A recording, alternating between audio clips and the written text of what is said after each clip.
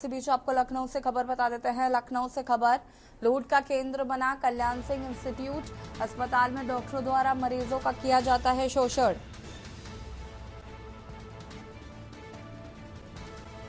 अमृत pharmacy HRF होने पर भी डॉक्टर पर कार्रवाई। असिस्टेंट प्रोफेसर अमित उपाध्याय को नहीं सरकार का डर।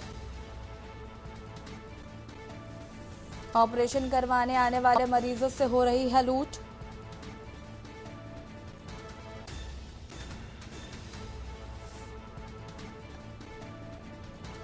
मरीजों से मंगवाते हैं अस्पताल से बाहर की दवाइयां।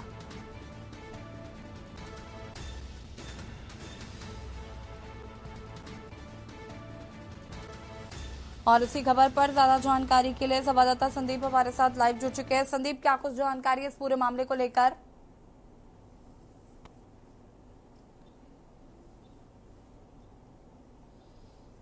देखिए ये इस वक्त जहां पे हम खड़े हुए हैं, ये एक कैंसर हॉस्पिटल है जो कि अखिलेश की सरकार में गरीबों के लिए बनाया गया था। जो कैंसर से पीड़ित थे उनका बेहतर इलाज यहां पे मिल सके, इसलिए इस हॉस्पिटल का निर्माण कराया गया था, जो कि इसका नाम रखा गया था कल्याण सिंह कैंसर हॉस्पिटल। तो साफ तौर पे यहाँ पर जो है गरीबों के लिए अच्छी बेहतर व्यवस्था हो सके और एक अच्छा इलाज मिल सके, उसके लिए इस कैंसर हॉस्पिटल का निर्माण कराया गया था।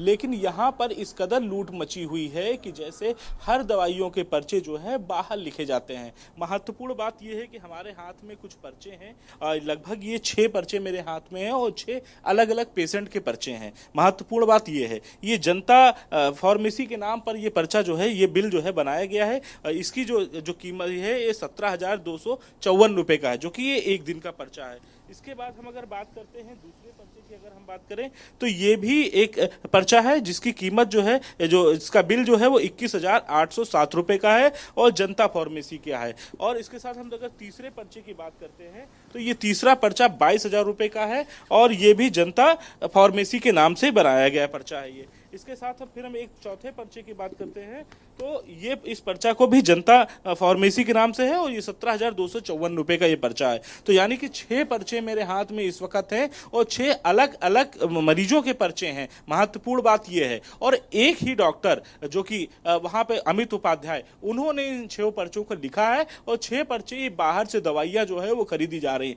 एक एक दिन के ये पर्चे हैं जिनकी कीमत जो है लगभग 22,000 रुपए है और 22,000 की दवाइयां एक दिन में खरीद करके जो है वो पेशेंट जो है वो खा रहे हैं। महत्वपूर्ण बातें ये है कि गरीब को एक बेहतर इलाज मिल सके, जिसके लिए इस हॉस्पिटल का निर्माण कराया गया था। और इस हॉस्पिटल में एक नहीं 3 फार्मेसी अंदर हैं। अंदर फार्मेसी होने का मकसद जैसे ये है कि यहाँ पर जो भी मरीज दवाइयाँ लेने आएगा तो उसे यहाँ पर 50% का डिस्काउंट जो है वो मिलेगा। लेकिन बाहर जब वो दवाइयाँ लेने जाएगा तो दवाइयाँ उसको उसी रेट पे मिलेंगी, कोई किसी प्रकार से उसको कोई डिस्काउंट नहीं मिलने वाला है। हालांकि इसका लाभ जो है सीधे डॉक्टर के पास पहुंचेगा, डॉक्टर को इसका पूरा लाभ मिल जाएगा, लेकिन उस मरीज की जेब से पूरा पैसा जो है कटता हुआ नजर आएगा। अगर वो अंदर की दवा लिखते हैं तो अंदर में ये होता है कि आपको 50% का डिस्काउंट मिल जाएगा और बेहतर दवाइयां आपको यहाँ पे उपलब्ध मिल जाएंगी। एक नहीं 3 फार्मेसी यहाँ पे हैं, मौजूदा स्थिति में है, और इन फार्मेसी होने के बावजूद भी डॉक्टर जो है बाहर की दवाइयां लिख रहे हैं। अब बाहर की दवाइयां लिखने का क्या उनका मकसद है, क्या उद्देश्य है, ये सभी जानते हैं कि वो किस लिए बाहर की दवाइयां लिख रहे हैं। और सबसे महत्वपूर्ण बात है, एक ही फार्मेसी यानी कि जनता फार्मेसी को ही सारी दवाइयां आखिर क्यों अमित उपाध्याय लिखते हुए नजर आ रहे हैं। जब इस बारे में जब अमित उपाध्याय से हमारी बातचीत हुई, जब मैं गया उनके पास में, तो साफ तौर पे वो बड़ी बड़ी बातें करने लगे और बड़े बड़े पत्रकारों के नाम हमें गिनाने लगे। फिर उसके बाद से जो है डिप्टी सीएम ब्रजेश पाठक के घर जाने का भी बात कहने लगे कि मैं उनके घर जाकर के मैं उनसे मिलूंगा, जाकर के उनसे बातचीत करूंगा। लेकिन साफ तौर पर इस तरीके से जो रवैया है वो पूरी तरीके से गलत साबित होता नजर आ रहा है, क्योंकि जो पर्चे हैं वो बहुत कुछ बयां करते हुए नजर आ रहे हैं, उनकी पूरी चीजें को जो है वो बयां करता हुआ नजर आ रहा है। लेकिन महत्वपूर्ण बात यह है कि इस तरीके से बातचीत करना और इस तरीके से रवैया आजमाना इस कैंसर जैसे जो गरीबों के लिए बनाया गया हॉस्पिटल है वो कितना महत्वपूर्ण है। क्योंकि सबसे महत्वपूर्ण बात है कि यहाँ पर जो गरीब कम के लोग आते हैं उनको यहाँ पे इलाज कर दिया जाता है या उनको बाहर की दवाइयाँ लिख दी जाती हैं, जिससे कि उनका एक दिन में 50-50 हजार रुपए का बिल बन जाता है। ये सारी महत्वपूर्ण चीजें। और जो कोई अच्छा परिवार से आता तो उसको हो सकते यहाँ से इलाज ना करा करके किसी बाहर प्राइवेट हॉस्पिटल में ले जाकर के इलाज दिखाने की भी उनको सलाह दे दी जाती है। तो ऐसे डॉक्टरों का यहाँ पर फिलहाल क्या काम होगा ये तो आप सब बेहतर समझ सकती है, जनता जनार्दन है, जनता जानती है कि जब किसी डॉक्टर को जब एक पर्चा लिखा जाता है, जब किसी एक ही किसी बाहर की दुकान पे पर्चा लिखा जाता है फार्मेसी दुकान पे, तो उसका क्या मकसद होता है, क्या उद्देश्य होता है, वो तो सभी जानते हैं। लेकिन साफ तौर पे यहाँ पर फिलहाल जो है वो जो मरीज हैं उनसे जो है पूरी तरीके से लूट जो है फार्मेसी में मची पड़ी है। जी बिल्कुल संदीप, देखिए इससे ये कहीं ना कहीं साफ नजर आ रहा है कि सरकार का भी डर नहीं है। ब्रजेश पाठक जी जो कि स्वास्थ्य मंत्री हैं, उनके घर जाकर उनसे बातचीत करने जैसी बातें अगर कही जा रही हैं तो उसका साफ मतलब है कि गवर्नमेंट का भी डर नहीं है। और ऐसे लोगों पर कार्रवाई क्यों नहीं हो रही है, किसका संरक्षण प्राप्त है, ये भी अपने आप में एक बड़ा सवाल है कि गरीब जनता तो मरी जा रही है और जो लोग हैं वो यहाँ पर जिस तरीके से पैसा लूट ले रहे हैं और अपने बंगले बनवा रहे हैं, करोड़ों की संपत्ति बनाए ले रहे हैं, तो इसका कहीं ना कहीं खामियाजा जनता को भुगतना पड़ रहा है और इसको लेकर सरकार को ध्यान देने की जरूरत है।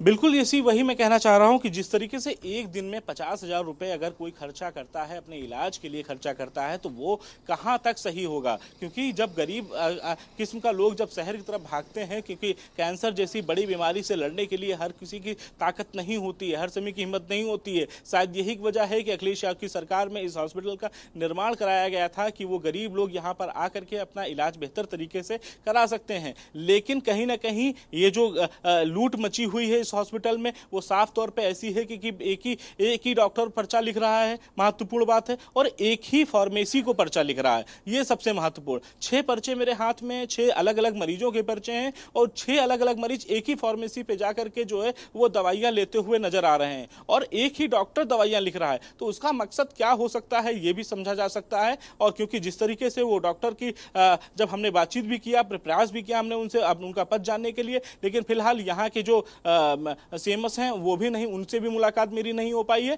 और साफ तौर पे उन्होंने बाहर का अपने कई चाहने वालों का, अपने कई जानने वालों का मुझे नाम बताया, फिर उसके बाद उन्होंने अपनी बातें बताई और वो हमसे कहते हुए निकल गए। लेकिन साफ है कि जिस तरीके से यहाँ पर लूट मची हुई है, आम जनता का पैसा है, आम जनता की जो सेवाएं हैं वो नहीं मिल पा रही। कहीं ना कहीं जो फार्मेसी की जो दवाइयां हैं वो बाहर से लिखी जाती हैं, फिर उसके बाद जो है एक एक दिन में 50-50 हज़ार का बिल बन जाता है। काफ़ी महत्वपूर्ण चीज़ें होती हैं। लेकिन फिलहाल अगर उत्तर प्रदेश की सरकार जरूर अगर सजग होगी, अगर उत्तर प्रदेश के डिप्टी सीएम या कह सकते हैं कि मौजूदा मंत्री स्वास्थ्य विभाग के, वो अगर संज्ञान इस बात कर लेंगे तो जरूर इस पे एक्शन होगा। क्योंकि जिस तरीके से यहाँ पर लूट मची है उसको बंद होना चाहिए, वो बहुत जरूरी है। बाहर की दवाइयों को लेकर के पूरी तरीके से प्रतिबंध लगना चाहिए। और सबसे महत्वपूर्ण बात है, जो यहाँ के डायरेक्टर हैं धीमन जी, उनको डबल चार्ज मिला हुआ है। अभी तक यहाँ पर इस कैंसर हॉस्पिटल में स्थायी कोई जो है डायरेक्टर नहीं मिल पाया है। सबसे महत्वपूर्ण बात यह है, उनके पास डबल चार्ज है। एक चार्ज वो पीजीआई का उनके पास में है, दूसरे चार्ज यहाँ पे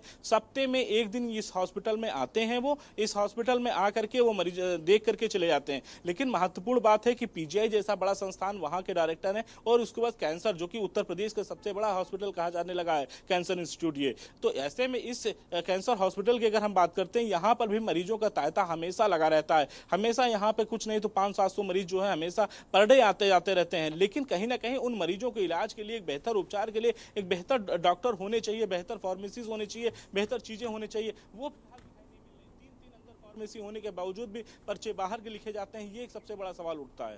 जी बिल्कुल। अगर हम संदीप देखिए, प्राइवेट हॉस्पिटल्स में ऐसा ही होता है, उनकी अपनी फार्मेसी होती है, वो उसमें अपनी दवाइयां जो हैं वो अपने ही मेडिकल स्टोर की लिखते हैं, जो आपको इजीली अवेलेबल नहीं होती। लोग इसीलिए गवर्नमेंट हॉस्पिटल जाते हैं जो अफोर्ड नहीं कर सकते। और अगर गवर्नमेंट हॉस्पिटल में भी इस तरीके की चीजें होंगी तो जाहिर सी बात है कि ये शर्मनाक है। लेकिन मैं आपसे ये समझना चाहती हूँ कि अभी फिलहाल जब ये मामला संज्ञान में आया, उसके बाद क्या किसी का भी इस पर कोई पॉजिटिव रिएक्शन नहीं मिल रहा है?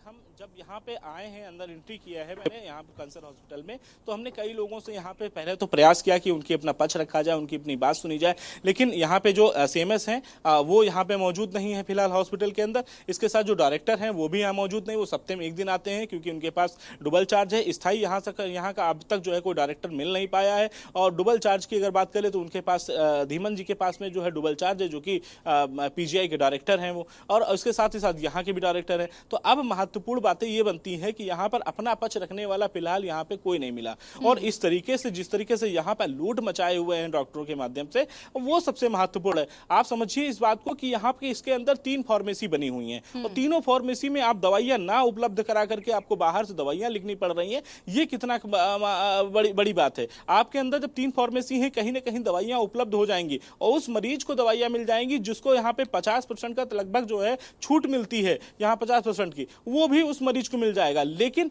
बाहर की दवाइयां लिखने का मकसद सीधे जो है डॉक्टरों के जेब में जो है उसका जो कमीशन है वो जाता है और इसके लिए वो बाहर की दवाइयां लिखी जाती हैं। साफ तौर पे इसका मकसद ये है। लेकिन एडिटर मनीष पांडे जी हमारे साथ जुड़ चुके हैं।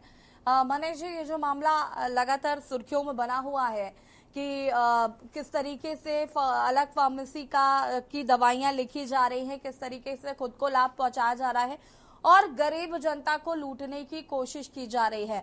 बड़ी बात यह है जवाबदेही के लिए कोई भी उपलब्ध नहीं है, जैसा कि अभी संवाददाता संदीप बता रहे थे। यशी एक कहावत है, आपने सुनी होगी ना कि किस्मत मेहरबान तो गधा पहलवान। और मुझे लगता है कि कैंसर अस्पताल में जो है जो डॉक्टर हैं वो उसी का फायदा उठा रहे हैं। उनकी किस्मत उनके ऊपर इस कदर मेहरबान है कि उन्हें किसी का डर नहीं। खासकर ऐसी सरकार जो लगातार सीधे कहीं लापरवाही या कहीं पाए जाने पर कर्मचारियों को, अधिकारियों को बर्खास्त करने से गुरेज नहीं कर दी। ऐसे मुख्यमंत्री के कार्यकाल में ऐसे उप मुख्यमंत्री जिन्हें स्वास्थ्य विभाग का जिम्मा दिया गया है, जो स्वास्थ्य विभाग की जिम्मेदारी संभालते हैं, वो कहीं भी हीला हवाली बर्दाश्त नहीं करते। ऐसे में राजधानी लखनऊ में डॉक्टरों का रवैया, आप सोचिए कितना बड़ा कलेजा होगा उन डॉक्टरों का कि राजधानी में बैठकर इस तरह का खेल खेल रहे हैं। हमारे संवाददाता जो संदीप बता रहे थे, मैं थोड़ा सा उसे और स्पष्ट करना चाहता हूँ। Cancer institute, Lucknow cancer institute Akhilesh Yadav ने बनाया था। उस समय फंक्शनल नहीं हो पाया था। योगी आदित्यनाथ की सरकार जब आई तो उन्होंने इस पर ध्यान दिया और फिर ये इंस्टीट्यूट और अपने तेजी से आगे बढ़ने लगा। और आप ये जान के हैरान रह जाएंगे कि एशिया में कोई इतना बड़ा इंस्टीट्यूट नहीं होगा। कैंसर के मरीजों के लिए एक वरदान साबित हो सकता है। लेकिन यहाँ पर स्थिति ये है कि जिस तरीके से डॉक्टरों ने जिस तरीके से किया है, जिस तरीके से बाहर का पर्चा लिख रहे हैं, उसे देखकर आप अंदाजा लगाइए कि एचआरएस और अमृत फार्मेसी होने के बावजूद जहाँ 50% जो है डॉक्टरों को लाभ मिल सके, 50% डॉक्टरों को मिल सकती है, रियायत मिल सकती है, मरीजों को रियायत दिला सकते हैं, वहाँ की स्थिति ये है। वहाँ पर डॉक्टर सीधे बाहर से पर्चा लिख रहे हैं। और बाहर से पर्चा क्यों लिख रहे हैं? क्योंकि अस्पताल में अगर अस्पताल का वो पर्चा लिखते हैं तो अस्पताल में जो एचआरएस और अमृत फार्मेसी है उन्हें उसमें कमीशन नहीं मिलेगा। और वही दवाइयां जब बाहर के मेडिकल स्टोर से खरीदी जाएंगी तो पहली बार मरीज को 50% का डिस्काउंट नहीं मिलेगा, और जो मरीज को 50% का डिस्काउंट मिलने वाला होता है वो उनकी जेब में आ जाता है। तो ये बड़ा खेल है। और सिर्फ डॉक्टर अमित उपाध्याय नहीं बल्कि बहुत सारे ऐसे डॉक्टर वहां पर हैं, इंस्टीट्यूट में ऐसे डॉक्टर हैं जिन्होंने अपना नेक्सस बना रखा है। वहाँ जो कैंसर मरीज आते हैं उनके इलाज के लिए जांचों का खेल होता है, वो तमाम प्राइवेट इंस्टीट्यूट पर भेजा जाता है। वहाँ पे ऐसे डॉक्टर आप जान के हैरान रह जाएंगी हैं कि जिन्होंने अपने प्राइवेट डायग्नोस्टिक सेंटर खोल रखे हैं। और ये इसलिए क्योंकि किस्मत उनके ऊपर मेहरबान है। आज तक लखनऊ कैंसर इंस्टीट्यूट को या कैंसर इंस्टीट्यूट को जो है आज तक जो है एक स्थायी निदेशक नहीं तो ये भी देखने को मिल रहा है ना, एक तो चोरी, ऊपर से सीधा चोरी। साफ साफ कहा जा रहा है कि हम डिप्टी सीएम ब्रजेश पाठक जी से बात कर लेंगे, हम उनसे मुलाकात कर लेंगे।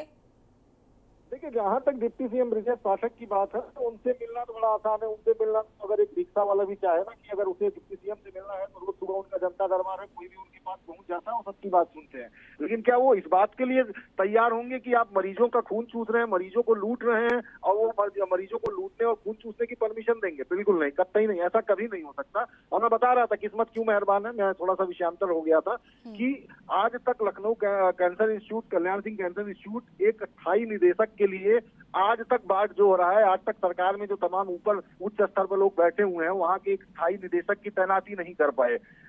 पीजीआई के जो निदेशक हैं डॉक्टर धीमन